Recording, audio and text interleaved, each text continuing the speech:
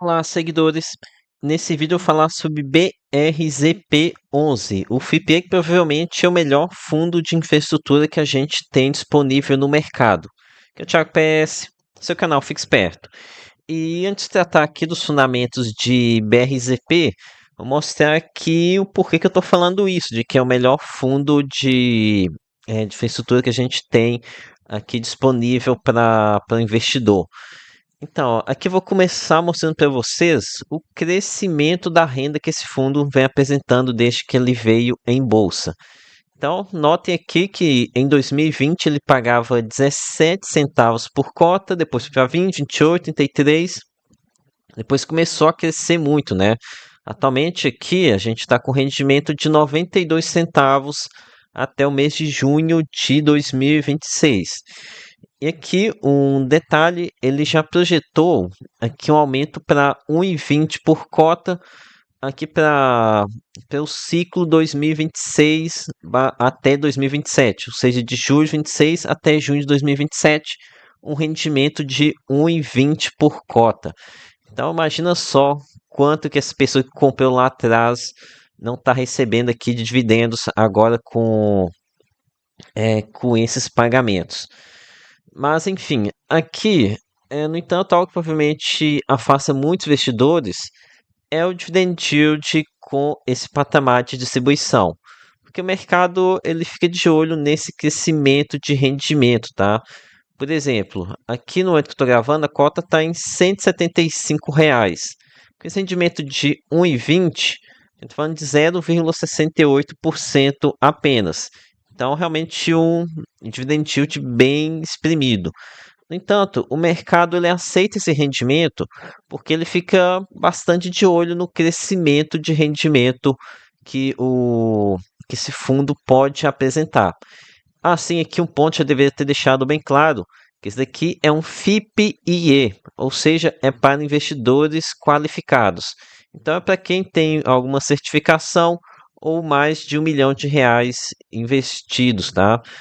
Enfim, não é para todo mundo. Tem algumas corretoras aí, não lembro qual, em que eles basicamente só de você falar que que é investidor qualificado, ele te aceita, não precisa fazer comprovação nenhuma. Não me recordo qual corretora que é, acho que o Banco Inter aceitava, mas parece que parou de aceitar, começou a fazer uma checagem. Agora não sei se o Itaú ele aceita, não faz verificação. Deixe nos comentários, tá? Mas são muito cuidado com isso. Já vi investidor que entrou aqui em fundos que era para qualificado, aproveitando essa brecha de não checagem das corretoras, mas depois a corretora foi e fez algumas alterações e essa pessoa não conseguia mais vender os ativos, já que ele não era qualificado. Mas, enfim, comentar aqui com vocês sobre o potencial de crescimento que a gente tem aqui no MBRZP11. Então, aqui para ciclos 26, 27 seria 14,40, mas vejam só aqui para lá para o final da década, em 2030. Aqui para o ciclo 2030 e 2031, estão projetando uma pagamento de dividendos de 25,19. 25,19 dividido por 12, estou falando aqui de 2,010 por cota. Então, 2,10 por cota dividido por R$ 175. Aqui a gente está falando de 1,20% ao mês. Então, já atinge aqui um patamar bem elevado, né? Um patamar que hoje fundos de papel middle risk estão entregando. No entanto, aqui, se vocês forem olhar aqui alguns dados mais distantes, olhar no alguns materiais que as consultorias disponibilizam, você chega a esse seguinte gráfico, tá? Aqui eles estão fazendo uma projeção pelos dividendos aqui por um período de tempo muito mais longo. Então a gente olhou aqui em 2030, onde a gente está falando aquele yield on cost de 1,20% ao ano, mas vejam só, olha só, ele aqui, ó, 557 milhões de dividendos. Olha só como é que está aqui no final aqui aqui de 2050, né? Então, tem bastante espaço ainda para crescimento aqui ao longo do tempo, viu? Então, esse 1,20% ao mês não para por aí em 2030, não. Ele deve aqui seguir continuando subindo por vários e vários anos. Ok, então, feita essa introdução, vou começar a falar agora sobre os fundamentos de BRZP11. Então, feita aqui essa introdução para despertar o interesse de vocês, vamos aqui primeiro, como muita gente não deve conhecer, vou explicar aqui no que esse FIPE investe. Então, basicamente, que é um FIPE de portos, ou seja, ele tem aqui uma posição, é um porto, é o Itapoá, lá em Santa Catarina, ok? Aqui antes de continuar, quero deixar bem claro que eu não acompanho esse fundo assim tão de perto. Eu, eu me recordo aqui de ter ficado muito interessado por ele há alguns anos atrás. No entanto, por não ter aqui a questão, não conseguir comprar cotas, não ser qualificado, acabei deixando para lá. E depois fiquei aqui com bastante receio também dessa toda essa alta que ele teve aqui finalmente aqui em 2025. Eu acabei que deixei ele um pouco de lado por já bastante tempo. Mas enfim, agora aqui voltando a estudar com um pouco mais de calma, dá para ver que realmente para aquele investidor holder que tem paciência pode ser um excelente investimento, né? Como eu já comentei com vocês. Agora aqui alguns pontos que é preciso deixar bem claro.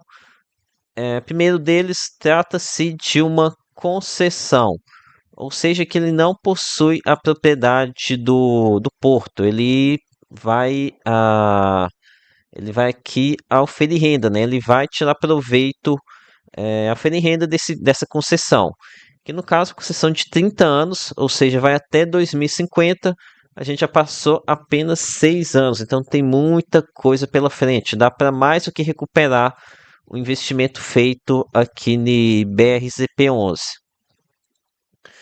Ok? E ainda por cima coloco aqui prorrogáveis por mais 30 anos. Isso aqui depois tem que ver essa questão aqui de prorrogáveis por mais 30 anos. Agora aqui mais alguns pontos importantes para a gente que eu preciso repassar para vocês. É, aqui em determinado ponto do relatório mensal, eles citam isso aqui, ó. Além da área já operacional e da área já pronta, aguardando autorização para início da operação, o Porto Itapoá é o único terminal da região de influência com áreas vizinhas livres para negociação para futuras expansões.